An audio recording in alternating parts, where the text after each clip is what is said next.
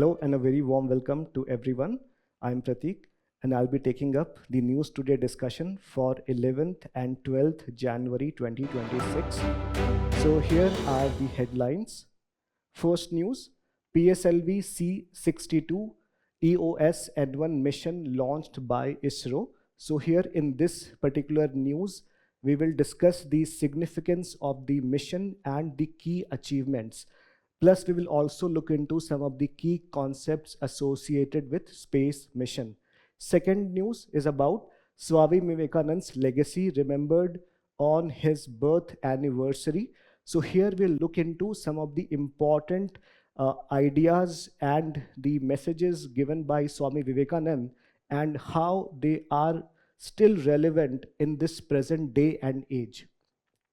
Third news, ocean heat content sets another record in 2025 according to a study. So here we'll look into what are the factors that has led to this increase in heat content and what could be the repercussions because of that. In the fourth news, we'll talk about a very important observation made by the Supreme Court, which has said to bring a Romeo-Juliet clause in the POCSO Act.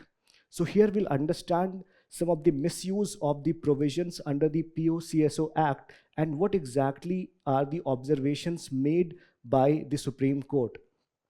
In the last news, we'll talk about Chinese nuclear fusion reactor pushes plasma past crucial limits. So here we'll understand what exactly is the significance of nuclear fusion reactor and what achievements has China made in this regard. And we'll also understand what is India's position or India's status in the nuclear fusion's energy generation, and especially with respect to ITER. Then in the places in news, we have Yemen, and we'll also have certain quick updates as well. So in the very first news, we have PSLV C-62 EOS N1 mission launched by ISRO. So this is the first mission that is launched by ISRO in 2026. And of course, this is directly from Science and Technology, which is part of GS Paper 3. Now, in any space mission, there are three things which are very important. First thing is what is the objective of the mission.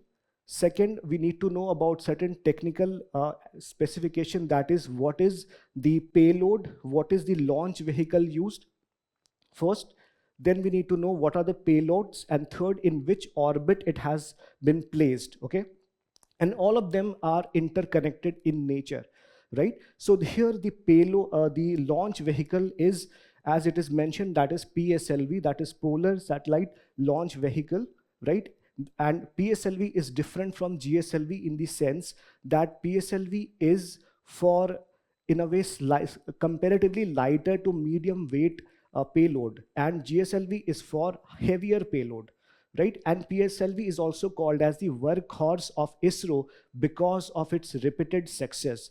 So that is about the launch vehicle. The second important thing with respect to any space launch is with respect to the kind of payloads that it has. And payloads are the satellites or the communication devices which the launch vehicle places into various orbits. So in this case, the important is this is the EOS N1 is the primary payload. Along with that, it also has some secondary payload as well as technology demonstrator. And then thirdly, the orbit in which it is placed is also very crucial. So let's take a look at the news. So this is important from the prelims perspective that it is the 64th flight of PSLV, indicating the kind of success that it has seen. And then 9th dedicated commercial mission by NSL. So what is NSIL? NSIL is incorporated in 2019, and it is a government-owned company under Department of Space, right? And its role is that it is a commercial arm of ISRO, so it is not concerned with the administrative aspect. It is mostly for the commercial usages of space, and it is responsible for the commercialization of space in terms of various launch services of different countries and for putting across various satellites in different orbits. for commercial related operations. Okay, so, and what about some of the details with respect to this? So the payload, the launch vehicle we have already discussed is PSLV. Now what are the payloads? So the primary payload is EOS. EOS basically means Earth Observatory Satellite, EOS. And the name given is N1.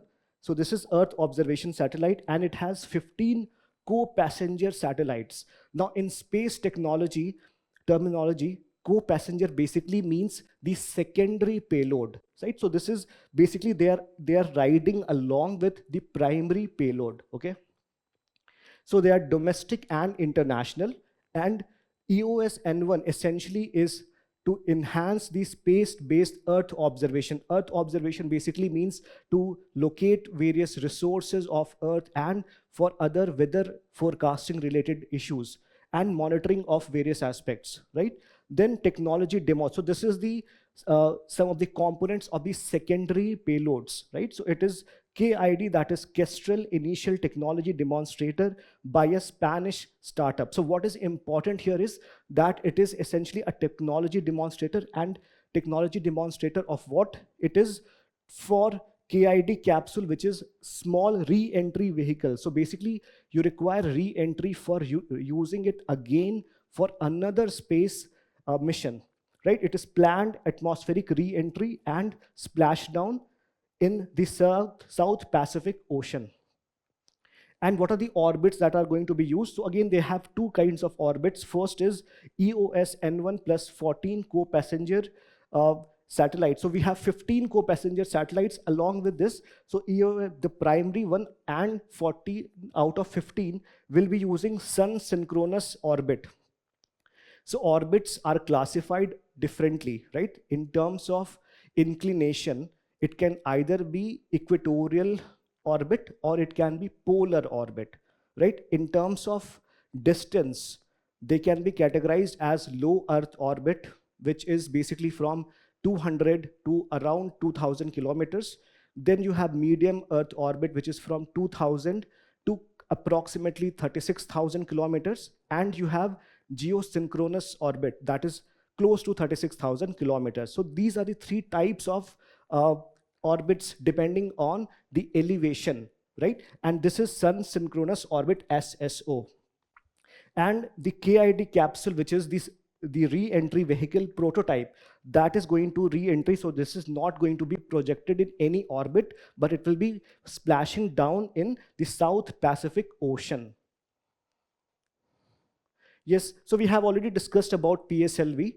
It is the third generation launch vehicle and the first Indian launcher with liquid stages. So generally the GSLV has cryogenic stages as well, along with solid and liquid stages, right? And it is considered as the workhorse, means it is very reliable prototype or very reliable component of the space mission of ISRO.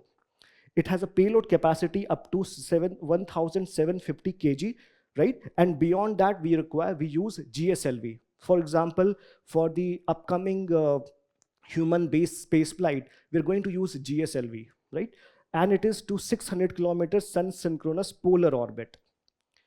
So the first stage here is a solid motor plus 6 solid strap-on booster, basically to give it initial boost. Second stage is Vikas liquid engine. Third stage is solid motor, and the fourth stage is 2 liquid engines, which is basically to guide it precision orbital insertion. So these are the 4 stages and the notable missions that PSLV has conducted. Of course, all of us are aware of Chandrayaan-1, Mars Orbiter mission, Aditya L1, Astrosat, etc. And it had also created a world record when it placed 104 satellites in one mission. That was in 2017. So UPSC has asked several questions from space mission. One of the question was about the general achievements in the field of space science and technology and how this application is useful in the socio-economic development, right? So here you can talk about especially all these developments, all these achievements, and especially not just in terms of research and development, but also in terms of Earth observation, in terms of research, in terms of understanding the weather forecast, meteorology, agriculture, defense. You can mention a lot of these components. Now coming to the second part, a very important uh, news for the day, that is Swami Vivekananda's legacy remembered on his birth anniversary, right? And this is a topic that is a frequently asked topic in GS paper 4 ethics, because within this subject, you have a topic called learnings from the moral leaders of India and the world. And from this topic, and from Vivekanand, UPSC has asked close to 4 questions in mains, okay? So what is the significance and what are the teachings we'll discuss. But before that, we need to know some facts. So he was born in Calcutta on 12 January. So today is 12 January. So this is the birth anniversary. And in which day, 1863, he was a disciple of Ram Krishna Paramhans. In 1893, so this is very important development, that he addressed the Parliament of World's Religions in Chicago, that is based in US, introducing Hinduism to the Western world, and he founded Ram Krishna Mission in 1897, right? So this is, and he gave a very important address in the Chicago World Congress, World's Religion in Chicago, addressing the everyone as sisters and brothers, right? So what exactly are the key learnings or key philosophical ideas? So basically, what is important here for us to understand is that in the West, ideas are looked into contradictions or contestations. But in India, most of the philosophers and the religious leaders have tried to reconcile the various contradictions among these ideas. So the same thing is done by Vivekananda as well. So first thing he did was he reconciled nationalism with universalism. So he said that nationalism should be considered not just a very, it should not be looked into a very narrow sense, but it is essentially linked to universalism. So basically, what is good for your country is also good for the other countries. Basically, it basically tried to locate nationalism not just through doing good work on your own territory, but it should transcend across border. And this is very important because India has this philosophy of Vasudhaiv Kutumbakam, right? So world as a family. So this idea was advanced also by Swami Vivekananda. He also talked about, the second thing that he talked about was about individualism and society. So he said that individual and society, their interest is also not that different, right? So what is good for society is also good for individual. In fact, he said that religion should also be linked to rationality. So again, in Western concept or in Western conception or philosophy, religion is considered to be at loggerhead with rationality. But Swami Vivekananda tried to reconcile the both important ideas, okay? So if you look at some of the specific contribution, he talked about Neo Vedanta, which is about oneness of existence. So this is about universal brotherhood, sisterhood, equality and interconnectedness of all humans. Then he talked about universalism, which is basically against sectarianism. And it talked about unity of not just humanity, but unity of religion. Then he talked about knowledge as ideal. Knowledge is enduring and pleasure is temporary. So basically, human beings should go for acquiring knowledge. And religion, a true religion uplifts humanity in all conditions. So basically, a religion that is discriminatory or which is against the basic tenets of humanity should not be followed, but it should be something that should uplift humanity in all the conditions. Then education, as we have already discussed, it is for holistic development, not just for the mental development, but education should basically be helpful in physical development as well and spiritual development as well. So basically, this is the whole premise of the new education policy as well, okay? So what is the relevance of his teaching today? First thing is that it promotes inclusivity and brotherhood. See, today's world is very fragmented, it's very divided, and it is very much driven by power. Okay, for example, recent attempt or recent move by Donald Trump in Venezuela essentially talks about the power centric nature of international relation. But using Vivekananda's teaching, we understand that it is essential to have empathy, right, for everyone, irrespective of the condition or irrespective of the power that a particular country enjoys. Secondly, he also talked about the need for social reform, and his idea continues to be relevant because the caste, creed, and social hierarchies continues to be present even today. Thirdly, he talked about emotional intelligence, mindfulness, and mastery of well-being, because the purpose of education is not just about the development of the mind, but it is also about the development of spirit. And more importantly, he talked about peaceful coexistence, which basically is about synthesis of India's spirituality with modern science and progress. So essentially what he means is that you should interpret religion from the lens of science.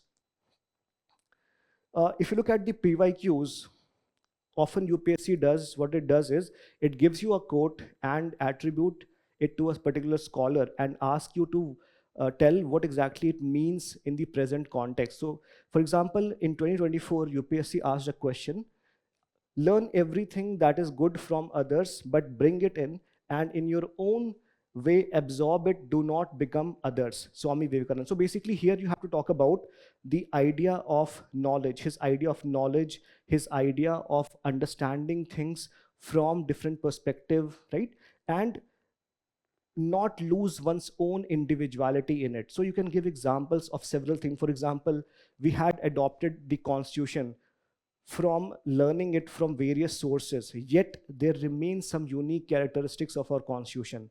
Same thing can be given with respect to India's space policy, or India's defense policy, or India's foreign relations, right? So we had our own policy of non-alignment, which essentially was a very kind of an innovation in foreign policy, right? So essentially this is all about the thing. So here you have to talk about some relevant aspects from and provide some examples as well.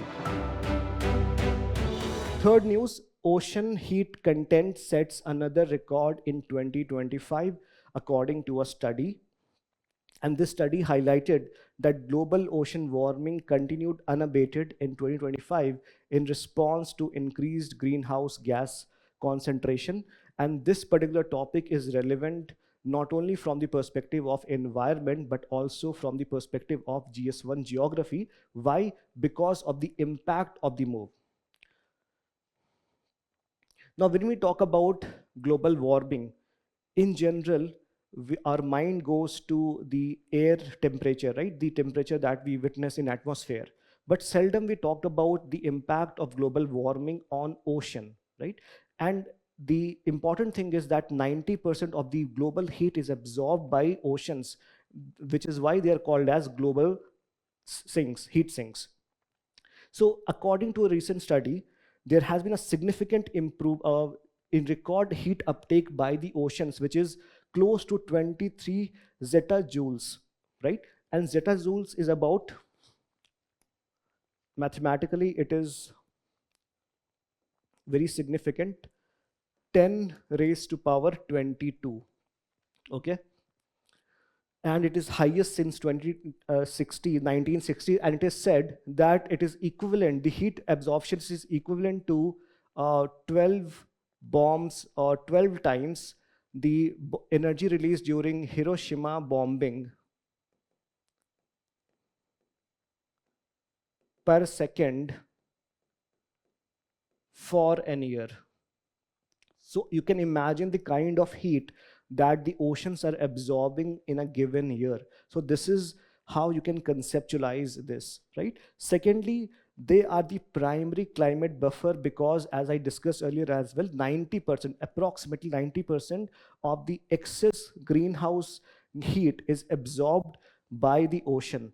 And accordingly, rising sea surface temperatures, global sea surface temperatures in 2025 were close to 0.5 degrees Celsius above the 1981-2010 average, which is among the highest on record. So these are the important revelations, findings by the study on ocean warming.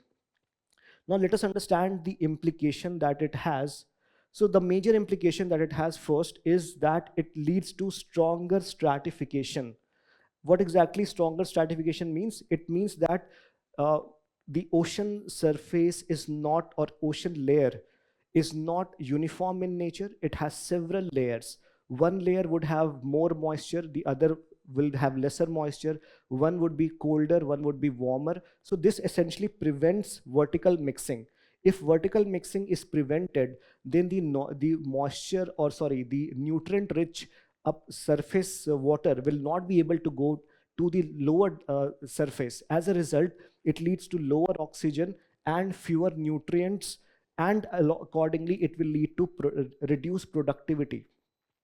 Because of the reduced productivity, it will also lead to decline of the phytoplanktons. And because of the phytoplankton decline, there would be decline in the base of marine food web, especially the organisms that survive on the phytoplanktons.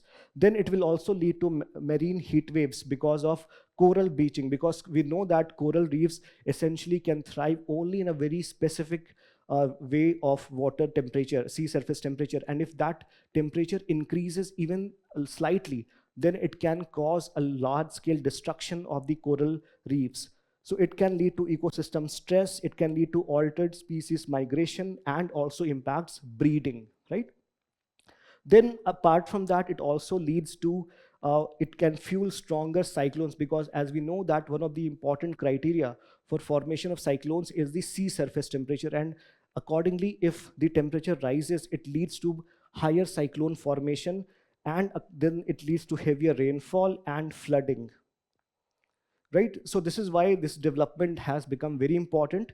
And in this 2024 UPSC asked a direct question on this: what is sea surface temperature rise? How does it affect the formation of tropical cyclone? So this was a question that was asked in GS paper 1, linking sea surface rise temperature rise to the formation of tropical cyclones. So all you have to do is to tell or link the and specify the conditions that are required for the formation of tropical cyclones, and say how does the rise in sea surface temperature positively leads to growth of tropical cyclones. Next topic. Supreme Court urges the Union government to introduce a Romeo-Juliet clause in the POCSO or POCSO Act. A lot of people pronounce this as POSCO, but this is not correct. It is POCSO Act, right? So what exactly is this? So this topic is important from the perspective of GS paper 2, social issues. Why social issues? Because it talks about a very important social agent, that is children or adolescent. Secondly, it is also important from the perspective of GS paper 2, polity, because this is about a judgment that is given by Supreme Court, right? So here the Supreme Court essentially has talked about bringing this clause to balance child protection with personal liberty. Now understand this, that POCSO was launched or brought in 2012, and the mandate of this particular act was to prevent children from sexual offense or sexual exploitation. So the attempt, and for this several, it was a gender neutral law, which meant that it was applicable not only for girls, underage girls, but it was also applicable for underage boys as well. And the age cutoff was given at, or was placed at 18 years of age. Now the problem started when the parents of underage girls started to misuse this against some boys uh, with whom he or the parents will not agree to a relationship, right? Because the Supreme Court has made this observation that because of social media, because of other reasons, a lot of young relationships have been observed, right? So it cannot be used or misused to languish a boy or adolescent boy under jail if the relationship is consensual in nature. So basically, the important distinction here is that the relationship which is consensual in nature shall not be treated with the same lens as that of any exploitative relation. So that was the essence. Okay. And so here in this judgment, the Supreme Court has highlighted the misuse, age misrepresentation, and family opposing to young consensual relationship is used to invoke the stringent POCSO provision. So what is the stringent POCSO provision? Here, the burden of proof will lie to the accused, right? So the accused will have to prove his or his innocence generally. And secondly, the suggestion that the Supreme Court has given is to bring a Romeo-Juliet clause, which is to exempt the genuine concerned adolescent relationship with minimal age difference. And this is prevalent all across the developed countries like US, UK, where such kind of exemptions are present. Third, consent is overlooked. So this is basically part of first point only. Ignoring consensual nature may result in wrongful imprisonment, especially of the adolescent boys. Then what exactly is the core features of POCSO Act? So it was launched in 2012 to protect children below the age of 18 years from sexual assault, harassment, and pornography. So it is gender neutral, which means it applies irrespective of the gender of the victim or offender, and it provides for stringent offenses, covers penetrative or non-penetrative and aggravated offenses with several severe punishment. And to ensure that the children, because this, it has to be dealt with in a very delicate manner because of the presence of children. Therefore, there are special provisions which are part of this particular law that includes speedy in-camera trials with child-friendly safeguards. In fact, majority of the speedy trials that have happened in India generally are associated with trial of the sexual offenses against children under this particular act. Then it talks about compensation and rehabilitation, etc. Next news, a very important one. Chinese nuclear fusion reactor has pushed plasma past crucial limit. And this is part of GS paper 3, Science and Technology. Now here, the important thing to understand is why we are focusing on nuclear fusion, first of all. Secondly, what development has happened, right? And what is India doing with respect to nuclear fusion technology? So about the news, so this is what China has done. China's experimental advanced superconducting tokamak, that is EAST. So we'll discuss what is tokamak. Achieved stable plasma at ultra high density, overcoming a key barrier in nuclear fusion. So in general, what is nuclear fusion? A nuclear fusion reaction is when two smaller atoms combine together to form a larger atom, right? That is what is nuclear fusion. These two atoms are fusing together to becoming a bigger atom, right? And this is in contrast with nuclear fission, where from one molecule or one atom, different other molecules or can be released, right? So again, this is something which is observed in various stars or sun, the kind of energy that is released, and this energy is substantial in nature. It is almost endless, and more importantly, it is clean energy. By clean, I mean that it doesn't involve release of carbon dioxide. Okay, so for this, what are the primary requirement? The primary requirement is the in usage of plasma, and plasma should be there in very high temperature and high density, right? And if it is there and it can be manipulated, then it is possible for nuclear fusion reaction to complete. But before that, there are certain conditions to be met. Then this particular development is important because the plasma which is required to be in stable stage cannot do so in condition of both high temperature and high density, right? So there's a limit beyond which it cannot sustain. But recently, China has shown that this limit can be breached. And the name of this limit is Greenwald limit, which held that plasma becomes unstable beyond a critical density, making a major step towards practical fusion energy. So let's take a look at nuclear fusion. So fusion is the process in which two light atomic nuclei combine to form a heavier nucleus, releasing huge amounts of energy.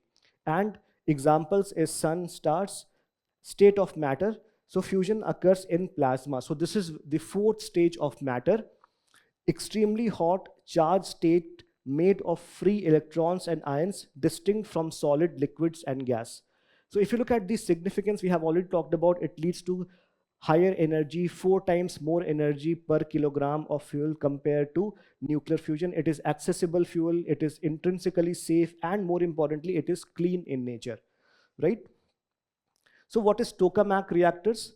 So tokamak is an experimental design device which is designed to harness the fusion energy. So just like you require nuclear reactor for nuclear fission reaction, for nuclear fusion, you require what is known as tokamak. So tokamak is a Russian word, right, for a specific kind of instrument used to harness the plasma or fusion energy. So how it works? So first, superheated plasma is confined using powerful magnetic fields. The plasma is held inside a donut-shaped chamber. So this is basically the shape of the chamber, and fusion reactions releases energy as heat absorbed by the reactor walls. And electricity generation, like conventional power plants, this heat is used to produce steam, which drives turbines and generators, right? So let's talk about another important initiative, that is ITER, that is International Thermonuclear Experimental Reactor. It is the world's largest tokamak fusion experiment, and it is located in southern France. Nature international collaborative project to demonstrate large-scale fusion feasibility, and India is part of this along with European Union, China, Japan, South Korea, Russia, USA, and Switzerland. Okay, and this year itself, UPSC asked a question, and these are the nuclear fusion facilities in India. That is, first is Aditya, that is the first indigenously designed and fabricated tokamak in India, located at the Institution for Plasma Research IPR in Gujarat, and it is operated since 1989.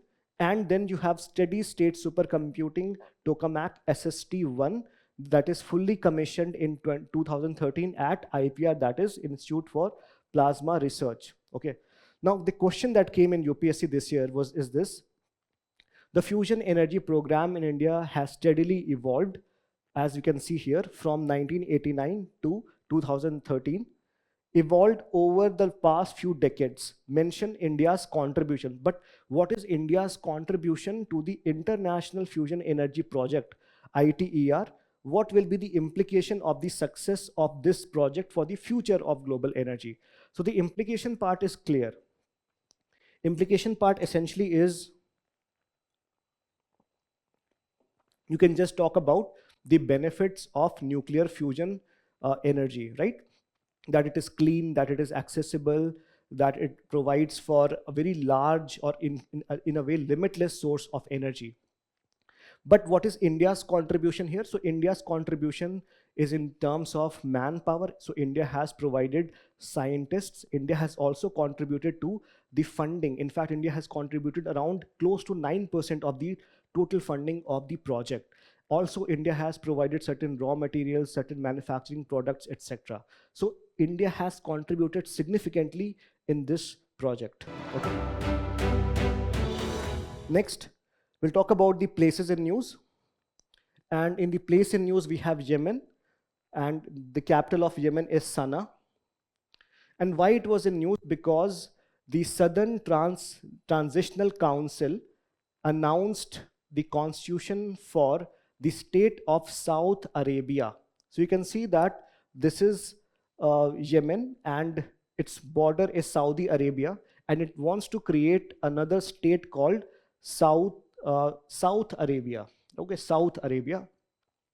Okay, So possibly they are inspired from Somaliland, because recently Somaliland was recognized as a sovereign state by Israel.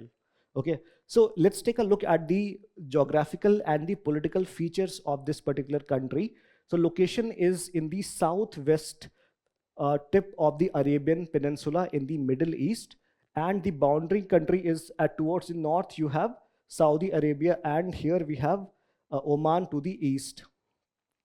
And the bordering water is what is very important here. Red Sea is here towards the west. Then you have Gulf of Aden towards the south, and this uh, strait is called Bab el Mandeb. Bab el Mandeb is a very important strategic choke point, and it was recently captured or occupied by the Houthi rebels, that, especially during the Israel-Hamas fight that was going on, and it kind of disrupted the sea lines of communication. Okay, and it has a strategic location we have already discussed. So what are the geographical features? So Yemen's Socotra archipelago in Indian Ocean is a UNESCO World Heritage Site. It also has a desert called Rubal Khali Desert. Highest point is Jabal al Nabi Shuab, and there are no perennial lakes and rivers. Again, these features could be asked as part of locational questions in prelims. Okay. Now let's talk about the quick updates. First important news here is Bharatiya Antariksh Station, BAS.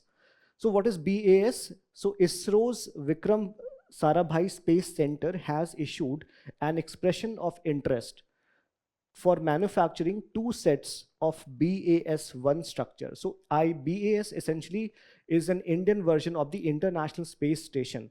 And International Space Station, we all know, is very crucial for research, development, and to ensure that the space, the maneuvering is done in a proper way. And it is very essential technology demonstrator of a particular country as well. So about BAS, India has planned space station for scientific research and orbiting Indian human space flight platform in low Earth orbit. So low Earth orbit basically means from 200 kilometer to approximately 2000 kilometer. The timeline for this BAS development is essentially the first module, that is BAS-01 by 2028, and fully operational with 5 modules by 2035. Then what is the significance? Significance is that it will help in microgravity based scientific research and technology development, encourages innovations, industrial participation, and economic activity in human space program. Because see, human space program will also help us understand how human beings react in the microgravity conditions, and it will also help us understand various physiological and biological processes that could usher in private participation and would also lead to several development in terms of medicines and other aspects. Now, UPSC had asked a question way back in 2021 with respect to BAS, which was, what is India's plan to have its own space station and how it will benefit our space program? Again, so this is the plan, this is the timeline, and this is the significance. Okay. Second news, Aditya L1's finding on solar storm.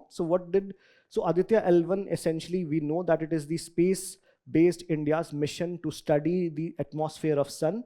It was launched by PSLV, as we have discussed, as the workhorse of ISRO, C57 in 2023. It is placed in the halo orbit around the Lagrange point L1. Okay. So what are the key findings? First, storm was caused by massive eruption of solar plasma material from sun, with most severe effects occurring during the turbulent regions of the storm. And these regions strongly compressed Earth's magnetic field and exposed some satellites in geostationary orbit to harsh. So geostationary orbit are the orbit which is at the highest level.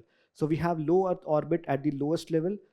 Then you have the medium Earth orbit, and the geostationary orbit is kept at the highest level to harsh, and they are most prone to harsh space conditions. So this report shows the importance of understanding the weather of space weather. Then another news with respect to western disturbances. So this news was there because uh, Himalayan hill stations like Manali, etc., they did not see any snowfall this time in January as of now because of the weak or feeble western disturbances. Okay, and even though it was in plains like Chandigarh, there was some sort of rainfall observed, but the snowfall was largely absent. Right. So let's understand the concept of western disturbance. So it is an extra tropical cyclones, right? Tropical cyclones are those which are presented within the tropics, right? So extra tropical means which is beyond the tropics. They originate over East Mediterranean Sea and they travel eastwards, right? And they travel across West Asia, Iran, Afghanistan, Pakistan, and then it reaches northwest India. They are embedded within the subtropical westerly jet stream lying over Himalayan and Tibetan highlands. Then, on their way, the moisture content gets increased from the Caspian Sea in the north and Persian Gulf in the south. So, this is the whole mechanism of western disturbances, and the amount of precipitation or rainfall decreases from west because they're traveling from west to east in plains and from north to south in the mountains. Now, this causes rainfall in Punjab, Haryana, Delhi, and western UP, and it is very significant for the Rabi crops. Then the next news is about Aralam butterfly sanctuary, right? So why this was in news? Because the Kerala government has officially renamed Aralam Wildlife Sanctuary as the Aralam Butterfly Sanctuary. Okay, so so what is important from the perspective of prelims? First, in which state it is located, so that is Kerala. Second, what are some of the associated details with respect to geography of the butterfly sanctuary? First is that it is in the western slope of the Western Ghat. Second, it is contiguous with Brahmagiri Wildlife Sanctuary that is located in Karnataka to the north and the forest of Wayanad to the south. And what are the river system? It is drained by certain river system and it has biodiversity that contains critical habitat for over 250 species of butterflies. That is why it is called as the butterfly sanctuary. It includes the endemic Malabar rose and the southern birdwing. Now, southern birdwing is India's largest butterfly. The kind of fauna that it has is elephant, gaur, panther, tiger, etc. Sanja Shakti is a joint military exercise, but it is a joint military and civilian exercise, and it was conducted in Pune. So that is what is required. You don't have to know anything else from this particular news because ultimately this would be asked only as part of prelims. So remember that no other country is involved apart from India. So this is basically within India. There is a coordinated exercise preparedness among civil and military agencies. So Indian Army, along with 16 key civil agencies, including Maharashtrian Police, Force 1, and firefighting departments have participated in the exercise. The purpose is to bring jointness in action. Next news, National Cooperative Sugar Federation. So why this is in news? Because this corporation has asked government to intervene in to address the financial stress in the sugar industry, which is caused by declining sugar prices, right? So this is why this agency is in news. And what are the reasons why the sugar price is declining? There are multiple reasons. Okay.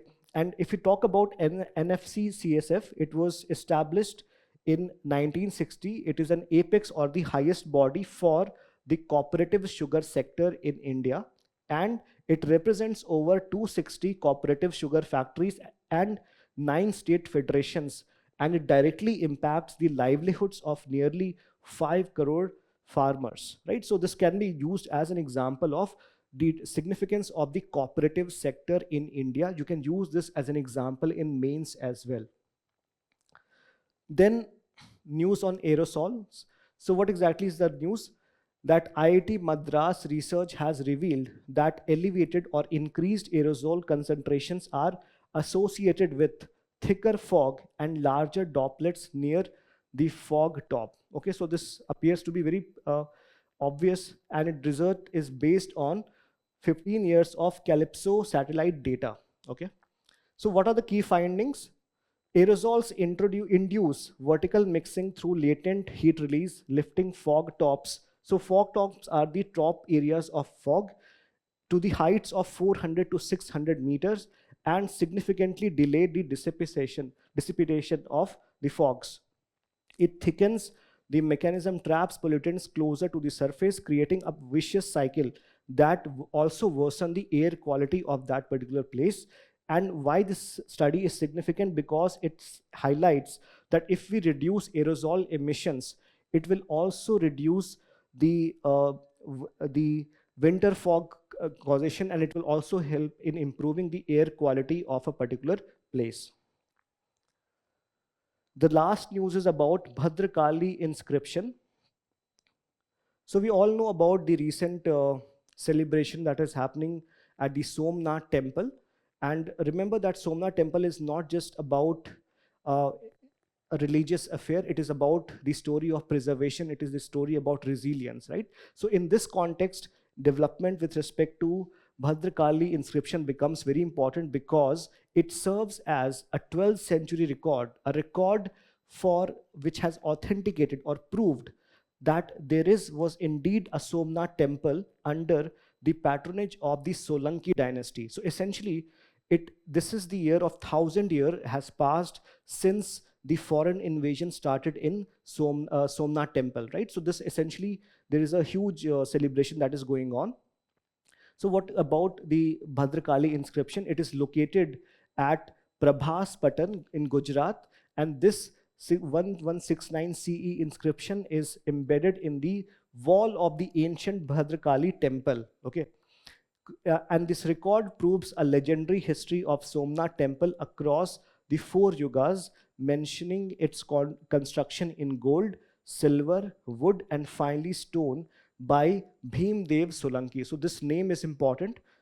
Then it highlights the role of Solanki dynasty in the temple's revival, especially Kumar Pala's effort in the 12th century. Okay, so this again becomes very important from the perspective of art and culture. So this is all about today's news today. I hope this was productive for you. Please solve the questions, and thank you and all the best.